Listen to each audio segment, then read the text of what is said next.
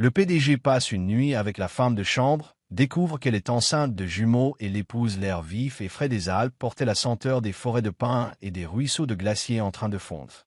Sous la douce lumière matinale, le Mont Blanc Royal Resort se dressait tel un château au milieu d'un paysage naturel majestueux. C'était le lieu de retraite idéal pour les fortunés en quête de tranquillité et de luxe. Dans la suite la plus luxueuse du complexe, Alexander Grant, PDG d'un puissant conglomérat technologique mondial, était assis à un bureau en noyer onéreux. Son visage, familier des couvertures de magazines économiques, affichait à présent une expression à la fois pensive et lasse. Ses yeux profonds trahissaient l'agitation qui régnait en lui. Il devait gérer la pression du conseil d'administration, des contrats à plusieurs milliards de dollars, sans oublier un divorce médiatisé qui avait fait les choux gras de la presse durant l'année écoulée. Alexander n'était plus l'homme qui laissait aisément transparaître ses sentiments.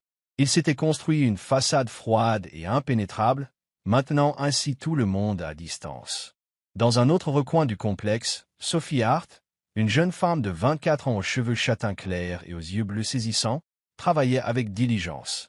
Élevée dans un petit village rural, Sophie était venue ici dans l'espoir d'économiser suffisamment pour poursuivre son rêve de devenir designer d'intérieur. Elle s'investissait dans son travail, non seulement par devoir, mais aussi parce qu'elle nourrissait une passion sincère pour la découverte de la beauté. Les espaces magnifiquement conçus du complexe la faisaient souvent s'arrêter un instant, tant elle aimait les admirer, puisant l'inspiration pour les esquisses non achevées qu'elle conservait dans le carnet qu'elle gardait toujours sur elle. Ce matin-là, on avait chargé de nettoyer la suite la plus prestigieuse du resort, celle qu'occupait Alexander. Forte de plusieurs années d'expérience, elle savait garder une attitude professionnelle en toutes circonstances. Elle frappa doucement à la porte, et n'entendant pas de réponse, entra pour commencer son travail. À sa grande surprise, Alexander sortit de la chambre, sa chemise blanche partiellement déboutonnée laissant entrevoir une partie de sa musculature. Son regard perçant se fixa sur Sophie, la déstabilisant un instant, avant qu'elle ne retrouve rapidement son sang-froid. « Qui êtes-vous » Sa voix grave résonnait, mêlant lassitude et irritation. « Désolé, monsieur. Je suis la femme de chambre. Je pensais que la pièce était vide, » répondit Sophie en baissant les yeux pour fuir son regard intense. Alexander fronça légèrement les sourcils, mais ne fit aucun commentaire. Il alla s'asseoir sur le canapé, prit un journal et poursuivit sa lecture, comme si la présence de Sophie n'avait aucune importance. Mais Sophie n'était pas du genre à se faire oublier. Tout en faisant le ménage, elle remarqua un tableau accroché de travers au mur et l'ajusta instinctivement. À ce niveau, cela déséquilibre l'espace, murmura-t-elle pour elle-même, sans se douter qu'Alexander l'entendait. « Qu'avez-vous dit » demanda-t-il, relevant la tête.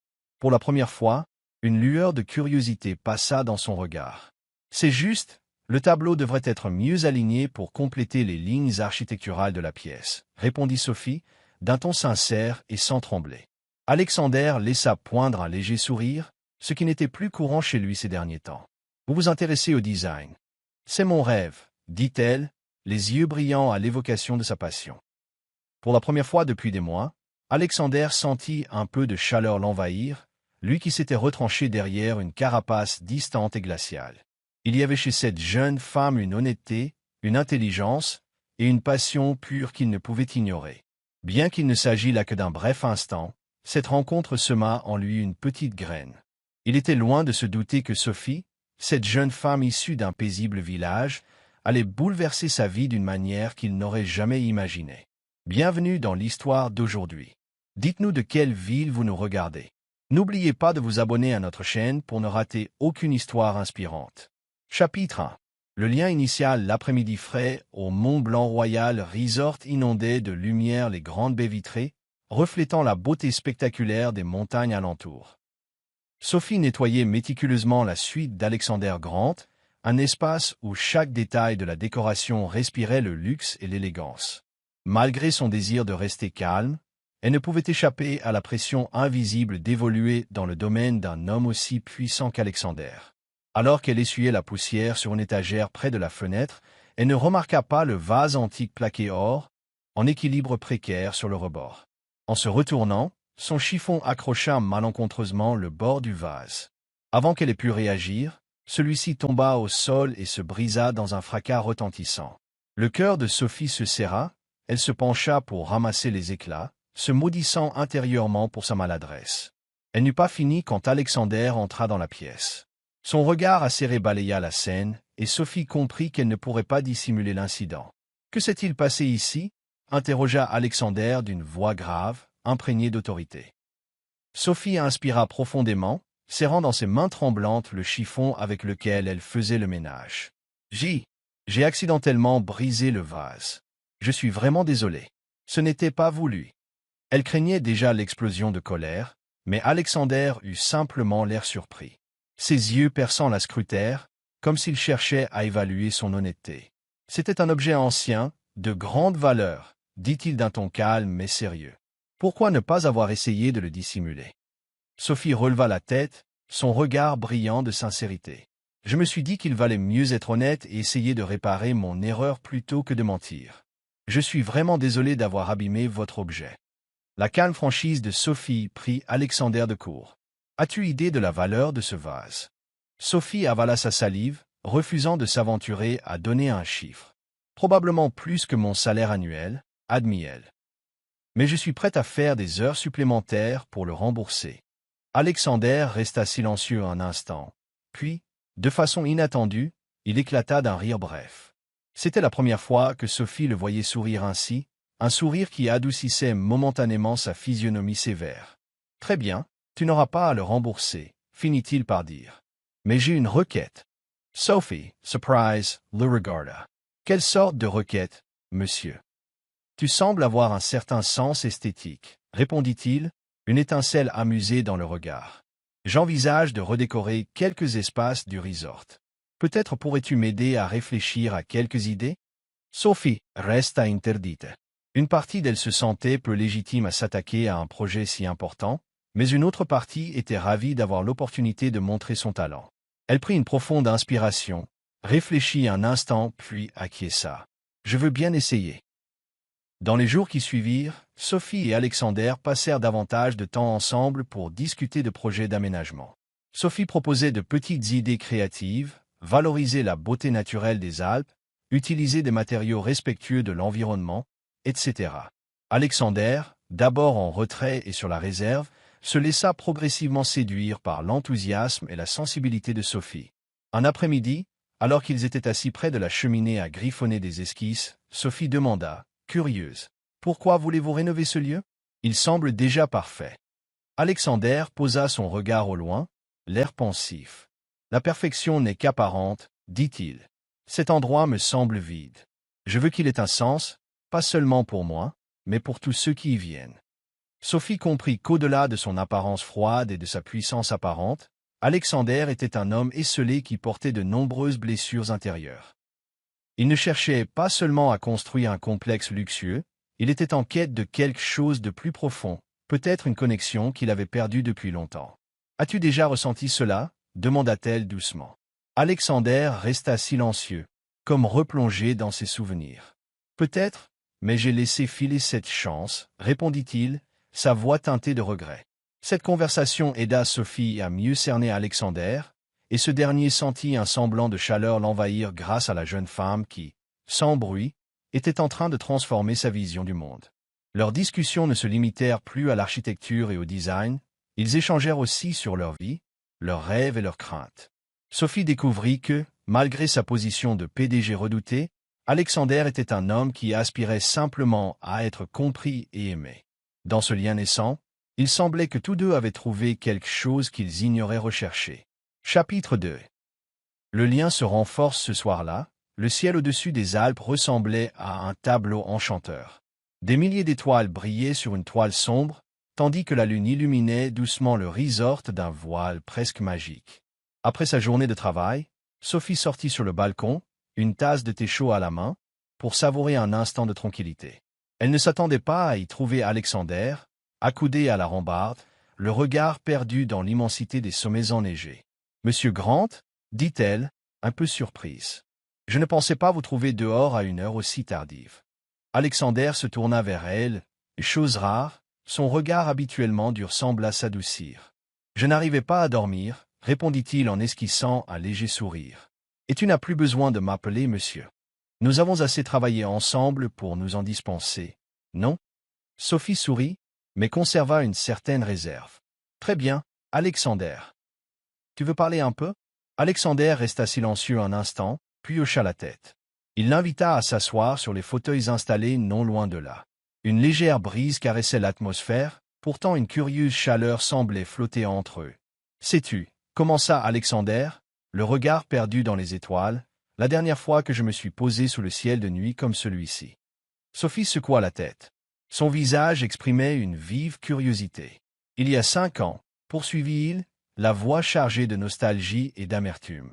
À l'époque, je croyais tout avoir, une carrière florissante, une épouse que je pensais parfaite. Et puis tout s'est écroulé. Elle est partie en emportant tout ce qui m'était cher, y compris ma confiance en autrui. Sophie ressentit la douleur profonde que recelaient ces mots. Un divorce est une blessure difficile à refermer, dit-elle doucement. Mais cela ne te définit pas en tant que personne. Parfois, les cicatrices nous rendent plus forts. Alexander laissa échapper un rire amer, un sourire qui ne parvenait pas à éclairer ses yeux. C'est ce que je me répète chaque jour. Mais la solitude, elle, est insupportable. Dans ce monde où l'on me voit comme un PDG froid et puissant, bien peu de gens se rappellent que je ne suis qu'un homme qui a besoin d'être compris. Hésitante mais compatissante, Sophie posa doucement la main sur celle d'Alexander. Un petit geste, mais chargé de sens. Je comprends ce que tu ressens, souffla-t-elle d'une voix tendre. Quand j'étais enfant, ma mère est morte très tôt et mon père travaillait sans relâche pour subvenir à mes besoins. Il y a eu des moments où je me suis senti invisible, comme si le monde ne voyait jamais vraiment qui j'étais. Alexander la contempla, son regard libéré de sa froideur coutumière.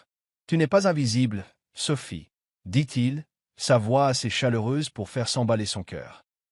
Tu as un talent rare, une persévérance et une sensibilité que l'on croise peu. Ces mots firent rougir Sophie, son cœur s'animant d'émotions inattendues. Ils continuèrent à échanger, parlant de leurs difficultés au travail, de la crainte de ne pas être à la hauteur, et de leurs rêves avortés.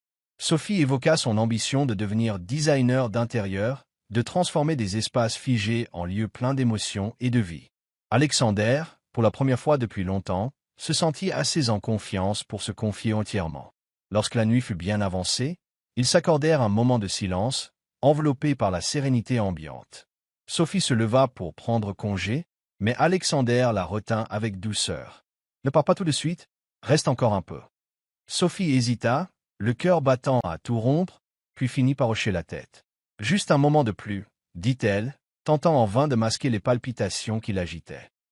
Ils rentrèrent dans la suite luxueuse, baignée d'une lumière tamisée. Sophie s'installa sur le canapé près de la fenêtre, tandis qu'Alexander servait 2 verres de vin rouge, lui en tendant un. Assis côte à côte, le silence se mua en un lien invisible qui les unissait. « Sophie, » murmura Alexander, sa voix presque inaudible. « Tu me fais ressentir quelque chose que je pensais avoir perdu à jamais. » Sophie leva les yeux vers lui, laissant tomber ses barrières. « Et toi, tu me fais croire qu'accorder de nouveau sa confiance n'est pas aussi effrayant que je le craignais. » Alexander s'approcha, sondant son regard en quête d'approbation. Sophie ne répondit pas par des mots, mais la façon dont sa main effleura son visage fut suffisante. Il l'attira contre lui, leurs lèvres s'unissant dans un baiser à la fois tendre et empreint d'une passion brûlante. Le temps parut s'arrêter, effaçant leur peine et leur solitude au profit d'une douceur inconnue. Sophie perçut la sincérité et le désir d'Alexander, tandis que lui trouva un réconfort et une nouvelle espérance dans ses bras. Ils n'étaient plus PDG et employés, juste 2 âmes se rencontrant dans le tumulte de leur existence.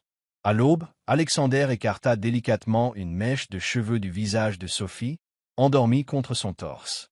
Il se sentit envahi d'une paix qu'il n'aurait jamais cru revivre. Sophie remua légèrement, esquissant un sourire dans son sommeil. Alexander sut à cet instant que cette nuit n'était pas qu'une simple étreinte, mais le début d'un lien plus profond. Il n'était pas prêt à laisser filer ce sentiment si précieux. Chapitre 3. Crise et point de bascule. Sophie quitta le Mont-Blanc Royal Resort tôt un matin, le cœur lourd mais déterminé. Elle s'était convaincue que c'était mieux ainsi. Les instants passés avec Alexander avaient semblé trop parfaits pour être vrais, et elle redoutait de se laisser submerger par ses sentiments. Alexander appartenait à un univers différent. Le pouvoir, l'argent, dépression qu'elle ne pouvait saisir entièrement. Malgré tout l'amour qu'elle portait à son travail dans ce resort, elle n'était qu'une employée de passage qui espérait économiser pour son avenir. Elle rentra donc dans la petite ville de son enfance, bien décidée à se reconstruire. Cependant, quelques semaines après son retour, elle ressentit un changement. Fatigue, vertige, nausées au réveil. Elle ne pouvait plus les ignorer. Une visite chez le médecin confirma l'inimaginable. Elle était enceinte, et pas d'un seul enfant, mais de jumeaux. Sophie resta sous le choc. Des heures durant, elle fixa le test de grossesse et l'échographie. Une part d'elle avait envie de courir retrouver Alexander, de lui annoncer qu'il allait être père, mais la peur la paralysait. Comment réagirait-il? Lui, déjà échaudé par un divorce retentissant, la prendrait-il pour une profiteuse? Croirait-il qu'elle cherchait ainsi à le piéger pour s'élever socialement? Ses doutes la convinrent de se taire. Elle se concentra sur la nécessité d'assurer ses arrières, prit un emploi à temps partiel dans une petite boutique pour enfants et mit chaque sou de côté pour préparer la venue des jumeaux. Pendant ce temps, Alexander était retourné en ville, habité par un vide constant. La nuit passée avec Sophie lui avait redonné espoir, chaleur et confiance, tout ce qu'il croyait disparu à jamais. Mais à son retour au resort, il apprit le départ de Sophie, sans explication. Sa disparition subite le laissait perplexe. Il tenta d'obtenir des informations auprès du personnel, mais nul ne put le renseigner. Pour la première fois depuis longtemps, Alexander réalisa à quel point la présence de Sophie lui manquait. Il n'était plus question de faire semblant. Son absence lui pesait cruellement. Un après-midi, alors qu'il se trouvait dans une petite ville voisine pour acheter un cadeau au fils de son meilleur ami, Alexander entra dans un magasin pour enfants. Il aperçut Sophie, debout dans un coin du magasin, tenant une couverture minuscule dans ses mains, l'air soucieuse devant l'étiquette de prix. Elle ne le remarqua pas jusqu'à ce qu'il prenne la parole d'une voix grave et familière. « Sophie !» Sous le coup de la surprise, Sophie se retourna, sentant son cœur s'emballer en voyant son regard stupéfait. « Alexander !» balbutia-t-elle, reculant instinctivement d'un pas, sous l'effet d'une panique soudaine. Mais déjà, les yeux d'Alexander étaient tombés sur son ventre, légèrement arrondi malgré son manteau ample. « Tu es enceinte ?» Sa voix se fit rauque, et son expression passa de la surprise à un sentiment plus complexe, un mélange de blessure, de déception et surtout d'inquiétude. Sophie baissa la tête, incapable de soutenir son regard. « Oui, » admit-elle dans un souffle. « Mais ne t'en fais pas, je ne t'impose rien. C'est ma responsabilité, je ne te demande rien du tout. » Alexander fronça les sourcils et avança vers elle. « Ta responsabilité ?» l'interrompit-il. « Sophie, ce n'est pas qu'à toi. Cet enfant, ces enfants sont aussi les miens. Ce sont les nôtres. » Les larmes montèrent aux yeux de Sophie lorsqu'elle le regarda. « J'avais peur. Peur que tu crois que je te manipule. Je ne voulais pas que tu te sentes forcé de quoi que ce soit vis-à-vis de ces bébés. » Alexander secoua la tête, le regard déterminé. « Sophie, la seule chose que je ressens, c'est le devoir de m'assurer que toi et ces enfants soyez en sécurité. Je me fiche de ce que les autres pourraient penser ou dire. Je tiens à vous, et je veux être là. » Sophie demeura sans voix, tiraillée entre le soulagement et la crainte de l'inconnu. Pour la première fois depuis des semaines, elle sentit son fardeau s'alléger, tout en prenant conscience que tout ne faisait que commencer. Maintenant qu'ils connaissaient la vérité, ils allaient devoir affronter ensemble des choix difficiles, surmonter les obstacles pour bâtir un avenir, non seulement pour eux, mais pour leurs 2 enfants en devenir. Chapitre 4. Alexander face à ses responsabilités. Alexander se tenait silencieux près de la large baille vitrée de son appartement luxueux, la lumière urbaine se reflétant sur son visage. La nouvelle de la grossesse gémellaire de Sophie tourbillonnait dans son esprit, mêlant joie, anxiété et un profond sentiment de responsabilité.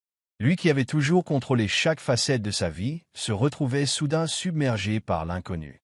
Le lendemain matin, il se rendit au modeste appartement de S. Sophie, une gerbe de tulipes blanches à la main et un grand sac rempli de livres sur la grossesse. À l'ouverture de la porte, Sophie l'observa, partagée entre la surprise et une sorte de retenue. « Il faut qu'on parle, » dit-il d'une voix calme et ferme. Sophie posa sa tasse de thé, fuyant son regard. « Alexander, je sais que c'est inattendu, mais tu n'es pas obligé de faire quoi que ce soit. Je peux très bien m'occuper seul des enfants. » Elle gardait un ton posé, pourtant, Alexander sentait sa nervosité palpable. Il fronça les sourcils, s'approchant. Sophie, il ne s'agit pas d'une simple obligation. Je veux être présent. Je veux faire partie de la vie de nos enfants et de la tienne. Elle releva les yeux, laissant entrevoir son hésitation. Je ne veux pas que tu te sentes obligé de faire ça. Je ne veux pas être un fardeau pour toi, ni pour qui que ce soit. Alexander soupira, c'est très s'adoucissant. Sophie, tu penses vraiment que je fais les choses par contrainte? Je suis là parce que je le désire. Tu es la première personne depuis des années qui me fait me sentir vivant. Je ne peux pas m'en détourner. Ces paroles laissèrent Sophie sans voix. Elle baissa la tête, ne sachant quoi répondre, mais elle ne le repoussa pas non plus. Comprenant qu'elle avait besoin de temps, Alexander préféra agir plutôt que disserter. Le lendemain, il revint avec un plan détaillé, un calendrier de suivi prénatal, des idées pour réaménager l'appartement afin de l'adapter aux enfants, des pistes pour leur avenir. Ce n'est pas une simple suggestion, dit-il avec un demi-sourire, c'est ma façon de te montrer que je suis sérieux. Sophie ne put s'empêcher de sourire devant son enthousiasme. Es-tu toujours obligé de tout contrôler? Le taquina-t-elle, l'air plus léger qu'auparavant.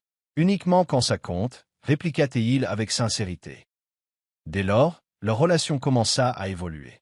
Alexander ne se contenta pas de convaincre Sophie de l'accepter, il prouva concrètement à quel point il tenait à elle et aux jumeaux. Les week-ends, ils faisaient leurs emplettes ensemble pour préparer l'arrivée des bébés. Dans un magasin de puériculture, Alexander, complètement désorienté, se retrouva devant une myriade de couches de tailles et de marques différentes, 2 paquets en main. Pourquoi y a-t-il autant de choix? Grommela-t-il, visiblement perdu. Sophie ne put retenir un éclat de rire. Bienvenue dans le monde des parents, plaisanta-t-elle, et Alexander sourit à son tour. C'était dans ces instants que l'on percevait le côté humain d'Alexander, ce PDG prêt à tout apprendre pour être un bon père. Il alla même jusqu'à s'inscrire à des cours de préparation à la naissance, entraînant une Sophie d'abord réticente, mal à l'aise à l'idée d'y aller avec lui. On n'y apprend pas seulement comment prendre soin de bébé, fit-il valoir. On apprend aussi à le faire ensemble. En classe, Alexander surprit Sophie par son sérieux et sa concentration. Il prenait des notes, posait des questions pertinentes et tentait, non sans maladresse, d'emmailloter une poupée géante. « Tu es vraiment engagé », lança Sophie en le voyant lutter avec un lange. « Attends de voir quand on aura les vrais bébés », plaisanta-t-il, le regard pétillant.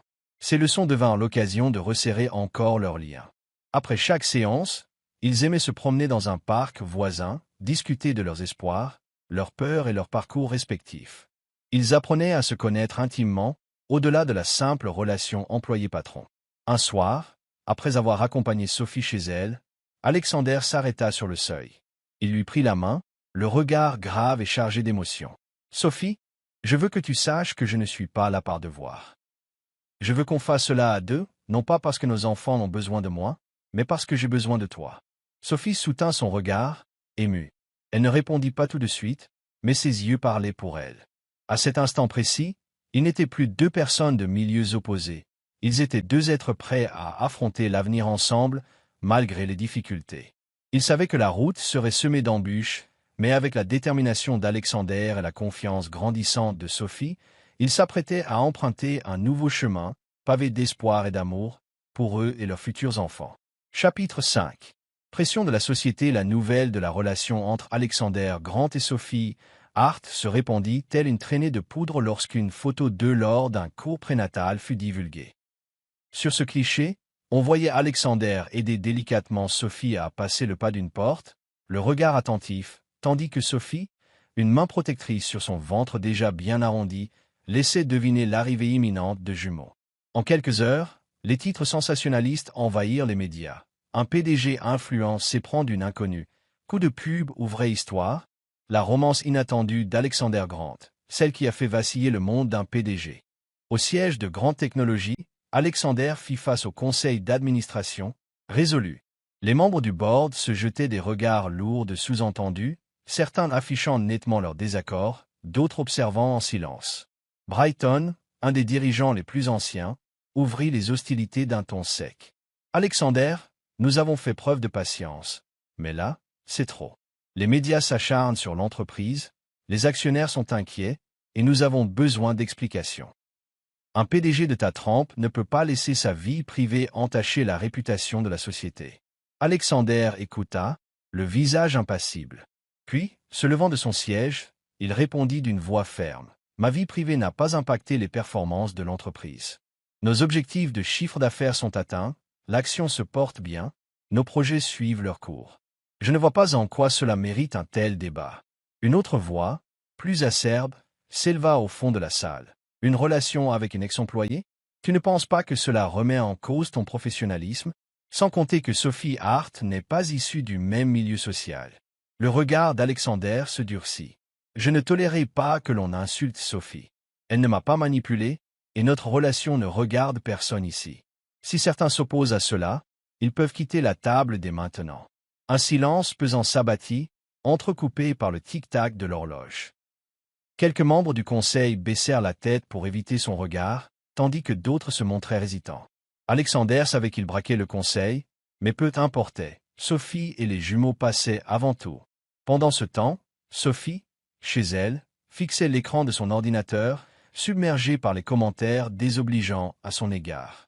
Les articles la dépeignaient comme une arriviste, usant de sa grossesse pour grimper dans l'échelle sociale. Chaque mot était comme un coup de poignard dans sa confiance en elle. Elle ne voulait pas être un fardeau pour Alexander, encore moins lui apporter des ennuis supplémentaires.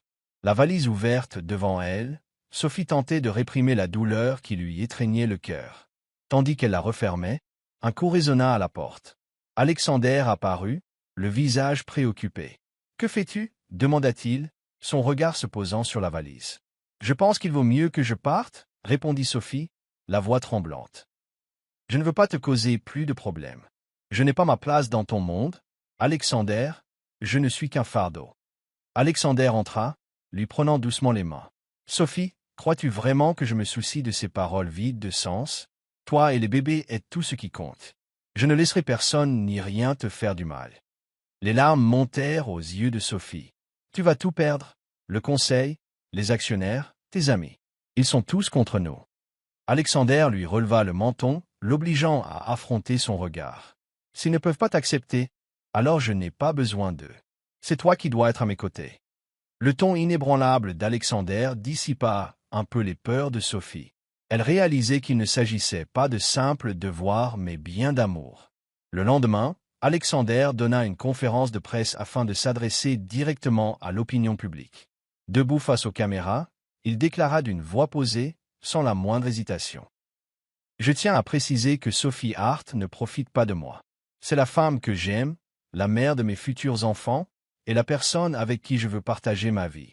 Ma vie privée n'a aucune incidence sur mes compétences de dirigeant ni sur la réussite de cette entreprise. » Le discours déclencha un raz-de-marée médiatique, suscitant autant de curiosité que de sympathie. Certains critiques adoucirent leur position, tandis que d'autres, touchés par la sincérité d'Alexander, commencèrent à soutenir leur histoire d'amour. Le soir venu, Alexander emmena Sophie dîner dans un petit restaurant discret, loin des flashs et de l'agitation. Il lui tenait la main, ses yeux posés sur elle avec tendresse. « Nous avons traversé la tempête, » dit-il d'une voix grave mais rassurante. « À partir de maintenant, je ne laisserai plus personne t'atteindre. » Sophie sourit, émue par la force qu'il dégageait. Elle savait que d'autres obstacles se présenteraient, mais elle sentait aussi que, soudés par un amour forgé dans l'adversité, ils sauraient tout affronter. Leur amour, né à travers tant d'épreuves, était devenu inébranlable. Suivez-vous encore leur histoire? Dites-nous ce que vous en pensez en commentaire. Vos retours sont précieux pour nous. Chapitre 6. L'aube d'un bonheur nouveau sous le doux soleil de l'après-midi, le Mont Blanc Royal Resort, niché dans les Alpes, paraissait plus éclatant que jamais. Des fleurs sauvages parsemaient les berges d'un ruisseau limpide qui serpentait dans la vallée. L'air, vif et parfumé d'herbes et de résine, conférait une atmosphère sereine aux eaux triées sur le volet, invités à un événement spécial organisé par Alexander. Ce n'était pas un simple rassemblement luxueux, mais un moment crucial où Alexander proclamait publiquement son amour pour Sophie, la femme qui avait bouleversé sa vie. Sophie apparut, marchant d'un pas hésitant à travers la salle de réception. Elle portait une robe bleu pâle, soulignant délicatement ses formes arrondies, témoin de l'arrivée imminente de leurs jumeaux. De loin, Alexander l'aperçut et son visage s'illumina. Il s'avança vers elle avec assurance, lui prenant la main comme si c'était la chose la plus naturelle au monde. Les regards se tournèrent vers eux, des murmures coururent dans l'assemblée. Mais Alexander resta imperturbable.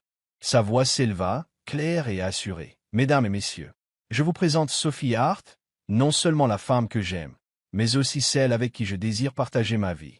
Nous attendons 2 petits anges, et je suis le plus heureux des hommes de pouvoir l'annoncer devant vous. » Les applaudissements retentirent, mêlés à des chuchotements sceptiques chez certains convives. C'est alors qu'Eleanor Grant, la mère imposante d'Alexander, sortit de la foule, l'air sévère. Femme de pouvoir et de tradition, Eleanor était habituée aux règles strictes de la haute société et n'avait encore jamais rencontré Sophie. « Alexander, commença-t-elle d'une voix tranchante, es-tu sûr de faire le bon choix? Cette jeune femme est-elle prête à assumer les responsabilités de notre famille? » Sophie se figea, les mains tremblantes, mais Alexander, impassible, raffermit sa prise et regarda sa mère dans les yeux. « Mère, Sophie est non seulement forte, mais elle m'a montré que l'important est l'amour et la sincérité. Tu verras, elle n'est pas seulement faite pour faire partie de cette famille, elle en est l'âme. » Eleanor fronça les sourcils, décontenancée. Sophie, d'une voix calme et déterminée, inclina légèrement la tête. « Madame Grant, je sais que je ne suis pas parfaite et certainement pas celle que vous auriez choisie pour Alexander. Mais je l'aime, et je ferai tout pour être digne de lui. » Touchée par la sincérité de Sophie, Eleanor sembla s'adoucir quelque peu. « Nous verrons, dit-elle d'un ton mesuré. Le temps confirmera tes paroles. » Les semaines passèrent, et Sophie et Alexander se préparèrent activement à l'arrivée de leurs jumeaux. Dans la dernière ligne droite de sa grossesse, Sophie sentit l'anxiété et la fatigue s'intensifier. Mais Alexander était constamment à ses côtés, l'aidant à affronter ces moments éprouvants. Il passait des heures à décorer la chambre des bébés, choisissant avec soin chaque élément. Le jour de la naissance arriva plus tôt que prévu. Une nuit d'hiver neigeuse, Sophie fut assaillie de contractions, annonçant l'arrivée imminente des bébés. Alexander la conduisit à l'hôpital, ne lâchant jamais sa main, ses mots doux l'apaisant dans les douleurs de l'accouchement. Quand le premier vagissement résonna, un petit garçon en parfaite santé fut remis dans les bras d'Alexander. Des larmes brillaient dans ses yeux tandis qu'il contemplait le visage délicat de son fils. « Mon fils, murmura-t-il, les mains tremblantes. Peu après, Sophie mit au monde une magnifique petite fille, aux yeux grands et lumineux. Le médecin la déposa dans ses bras, et Sophie sentit une vague de bonheur l'envahir à la vue du visage fragile de sa fille. Alexander s'inclina, déposa un baiser sur le front de Sophie et souffla. « Tu as été merveilleuse. Tu nous as offert la plus belle des familles. » Dans la chaleur de la chambre d'hôpital, Eleanor fit une apparition inattendue. Elle observa Alexander veiller sur Sophie et sur leur nouveau-né, un sourire rare étirant ses lèvres. Elle s'approcha des jumeaux, riant doucement devant ces 2 petites merveilles. « Ils sont magnifiques, Sophie. Tu as accompli un travail extraordinaire. » Sophie, les yeux rougis par les larmes, la remercia d'une voix faible. Eleanor posa alors une main sur son épaule, un geste rempli d'affection. « Tu fais partie de notre famille maintenant. Construisons ensemble un bel avenir pour ces enfants. » Cette nuit-là, alors que la neige s'était enfin calmée, Alexander prit Sophie et les jumeaux dans ses bras. Après tant d'épreuves, il goûtait enfin la chaleur d'un bonheur simple. Sophie leva les yeux vers lui, la voix tremblante d'émotion. « Merci de toujours croire en moi. » Alexander sourit et déposa un doux baiser sur son front. « Non, merci à toi de m'avoir fait comprendre que la famille est ce qu'il y a de plus important. » Au dehors, les étoiles scintillaient, renvoyant leur douce clarté à travers la fenêtre, comme pour illuminer le commencement d'une nouvelle vie pour cette jeune famille. Chapitre 7. Un nouveau chapitre de bonheur un an plus tard, la vie de Sophie et Alexander avait pris une tournure différente, apaisée et prometteuse. Sophie acheva brillamment sa formation en design d'intérieur et ouvrit un petit studio, spécialisé dans la création d'espaces chaleureux et créatifs.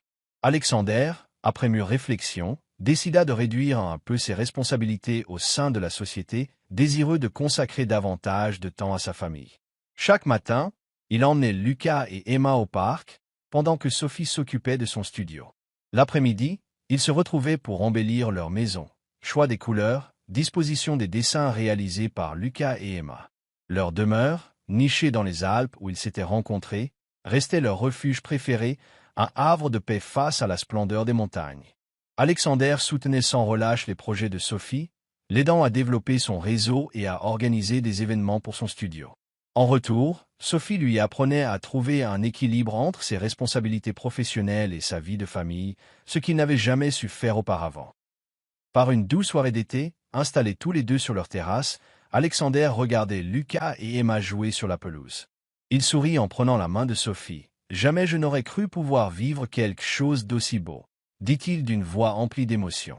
Toi et les enfants êtes la plus belle chose qui me soit arrivée. » Sophie posa sa tête sur son épaule, un sourire aux lèvres. « Nous avons construit tout ça ensemble.